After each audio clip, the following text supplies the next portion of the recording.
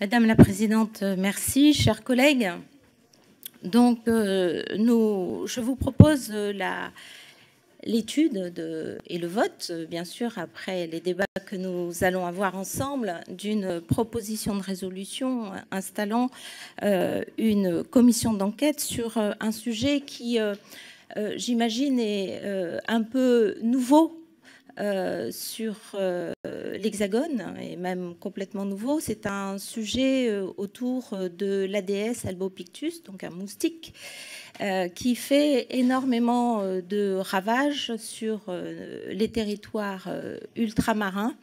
Et c'est parce que nous avons vécu ce retour d'expérience, parce que nous avons vécu ça depuis de très très nombreuses années, que le phénomène se propage chez nous bien sûr, dans nos territoires, mais maintenant attaque la France continentale, qu'il me semble intéressant, même utile, voire une exigence, que nous arrivions à nous poser autour d'une commission d'enquête, non pas pour faire le procès de tel ou tel, mais bien d'imaginer tout ce que nous pourrions mettre ensemble comme énergie, comme intelligence, pour faire obstacle, puisque le plus que nous pourrions pour éviter la maladie, la propagation d'abord, la maladie, et puis les décès, puisque je rappelle que ces maladies provoquent la mort.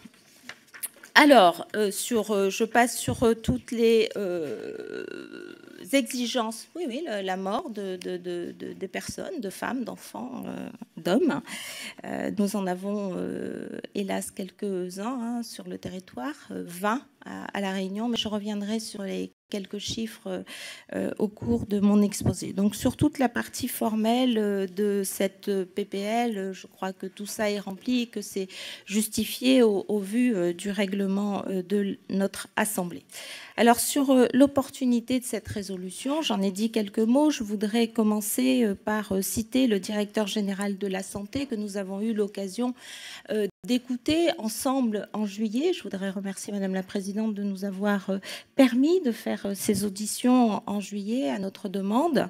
Et le directeur général de la Santé déclarait que les maladies vectorielles ont un impact social, économique et sanitaire. Et il a bien rappelé que les Outre-mer avaient payé un lourd tribut avec le paludisme, bien sûr, la dengue, le chikungunya et encore le virus du Zika. Alors, le point commun, on l'a dit, de l'ensemble de ces maladies est la prolifération du moustique Aedes albopictus, qui est le principal vecteur de l'ensemble de ces maladies. Alors, si on veut revenir sur les faits majeurs qui sont à l'origine de cette prolifération, de cette extension de la zone d'influence de l'Aedes albopictus, revenir peut-être sur deux faits majeurs. D'abord, c'est la globalisation des échanges des biens et des personnes. Cette globalisation, ce village-monde, a favorisé très largement le déplacement et la prolifération du moustique, qui a pénétré de nombreux territoires, quittant les zones tropicales pour aller vers les États-Unis d'Amérique, l'Europe. Et dans le cadre de nos auditions nombreuses que nous avons pu avoir, l'ANSES faisait état, par exemple, de quelque chose de très concret. Le voyage de ces moustiques a été favorisé, par exemple, par le transport et l'extension du commerce du pneu, tout simplement, du pneu. Et voilà quelque chose de très simple, j'allais dire, mais le moustique utilise beaucoup cette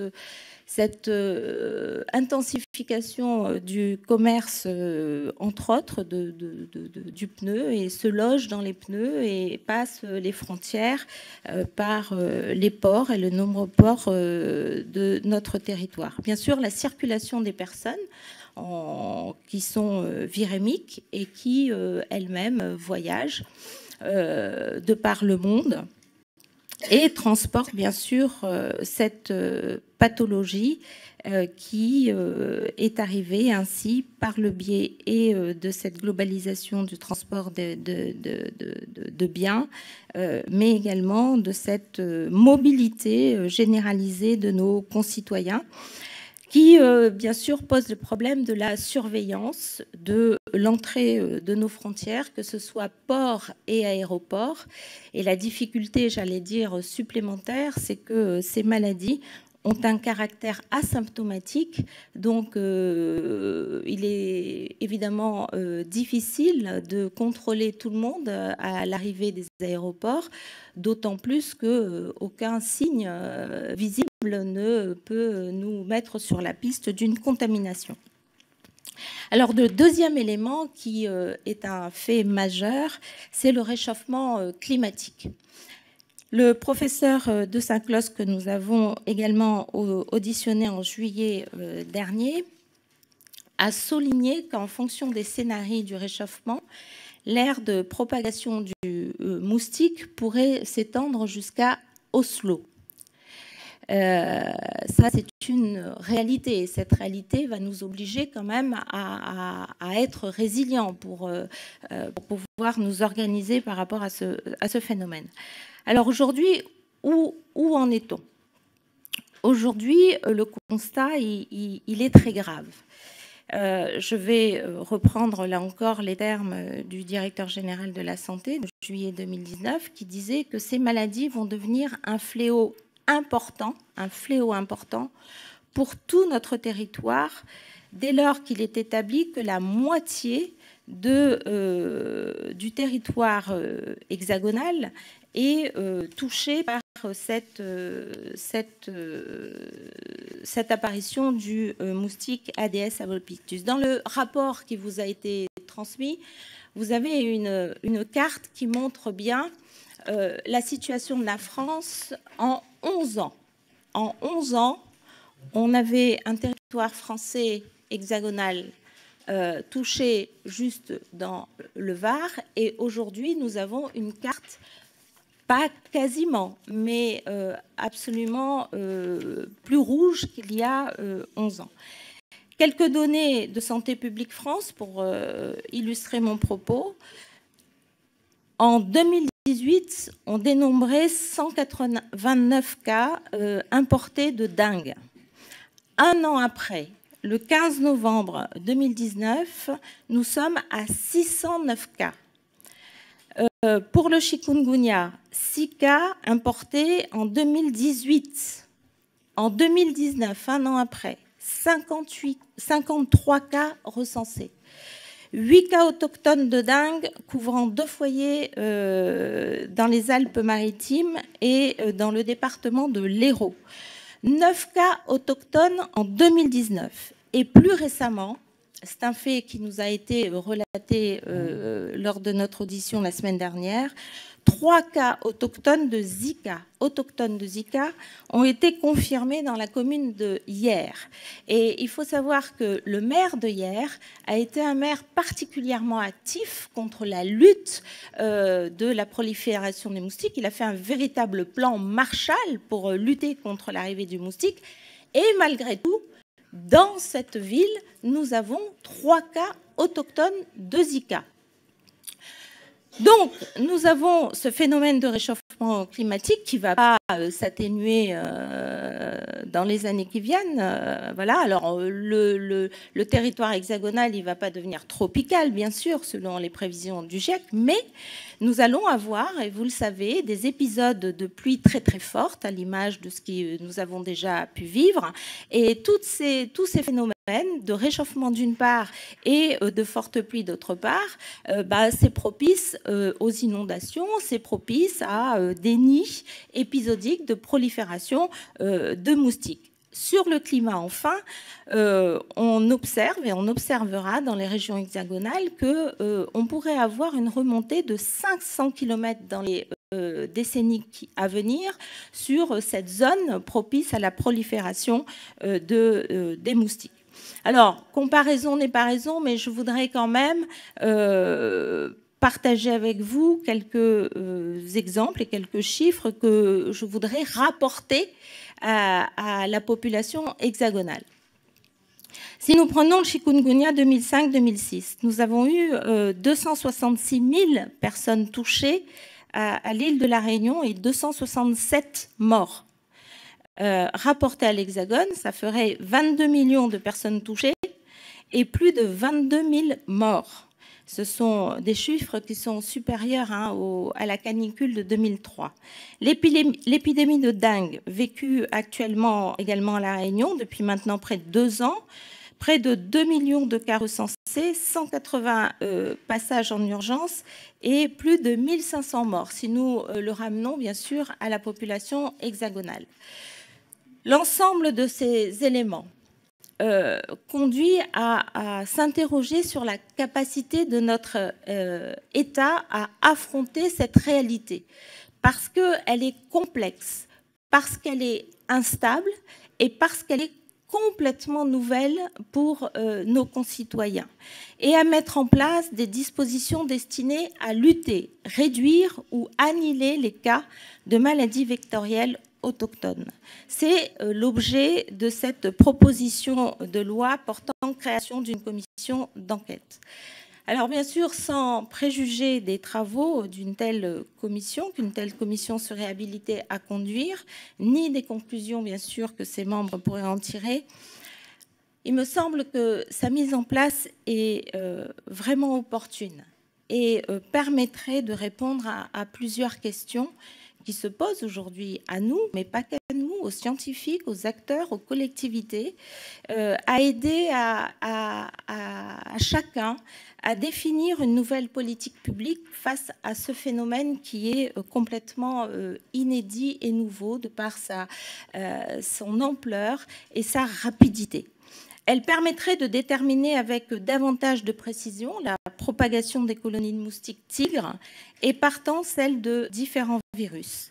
La commission d'enquête permettrait de faire le point sur les actions mises en place pour limiter, réduire, voire éradiquer les colonies de moustiques et la propagation du virus avec un retour d'expérience précis. Les mécanismes également de transmission mériteraient d'être davantage étudiés et la recherche devrait pouvoir être également encouragée en la matière. Je parle de mécanismes de transmission puisque vous le savez, tout dernièrement, il y avait un cas identifié de transmission par voie sexuelle en ce qui concerne la dengue. Enfin, elle permettrait d'interroger l'organisation administrative qui prévaut dans la lutte antivectorielle et évaluer son efficacité tant sur le territoire français, sur tout le territoire français, qu'au niveau européen, puisque des questions se posent, parce qu'il y a des approches différentes, des organisations différentes sur l'ensemble de l'Europe. Donc pour toutes ces raisons, j'estime que la proposition de résolution répond aux conditions d'abord fixées par le règlement de l'Assemblée. Aucun obstacle ne s'oppose donc à sa création, à la création de cette commission d'enquête. Enfin, je voudrais vous dire, chers collègues, que nous examinons aujourd'hui cette proposition et aujourd'hui, à La Réunion, pour la première fois, nous sommes sur une journée départementale pour lutter contre la dengue. Nous avons eu hier une communication des autorités préfectorales, du préfet, de l'ARS, faisant état de la mobilisation intensifiée de communication, bien sûr, sur des affiches, des sites internet, du Facebook, enfin, toute une mobilisation très forte, parce que nous sommes très, très, très, très inquiets. L'hiver austral chez nous n'a pas atténué la circulation du virus et les journaux titraient ce matin que l'année 2020 sera une année pire que les années précédentes.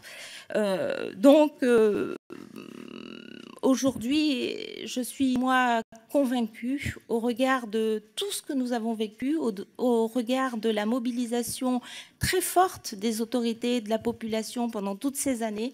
Je suis convaincue que nous n'avons pas trouvé les bonnes façons de faire, que les difficultés sont devant nous, que nous avons, que cette situation nous oblige tous à dépasser nos appartenances territoriales, politiques bien sûr, et à mettre toute notre énergie, notre intelligence en commun pour réfléchir autour d'une commission, pour proposer, au-delà de ce qu'on peut imaginer traditionnellement aujourd'hui, aider les collectivités territoriales, parce que, on le dira peut-être, et il y aura des questions des collègues, mais j'anticipe un peu sur ce point, on dit aujourd'hui dans la nouvelle organisation qui a été proposée par le décret de 2019, qu'on a un peu réorganisé tout ça, mais reste que la responsabilité des maires dans leurs compétences de prophylaxie reste encore, à mon sens, trop grande, avec peu de moyens. Et on peut imaginer que sur certains territoires, soit avec des surfaces extrêmement fortes, et dans le cadre d'ailleurs des contrats de Cahors qui ont été signés entre les collectivités et l'État, limitant les dépenses de fonctionnement, nous ne sommes pas dans les meilleures conditions pour que des moyens très très forts puissent être mobilisés pour que les maires puissent limiter la prolifération et protéger leur territoire face à ce phénomène, encore une fois, qui est extrêmement grave, qui est nouveau. Quand je dis nouveau, ça veut dire que ceux qui n'ont jamais eu à lutter contre cette prolifération et la présence d'un moustique albopictus n'ont pas forcément les bonnes pratiques pour, dans leur jardin, dans leur parc, autour d'eux, se protéger contre la présence du moustique. Donc il y a un vrai travail de connaissance, d'apprentissage, au regard de ce que nous avons vécu dans les Outre-mer, et ensemble trouver vraiment des nouvelles pistes. Donc je vous invite vraiment à adopter cette proposition, parce que le danger est devant nous et nous sommes, nous, en responsabilité de protéger notre société par des nouvelles politiques publiques, protéger nos concitoyens. Merci.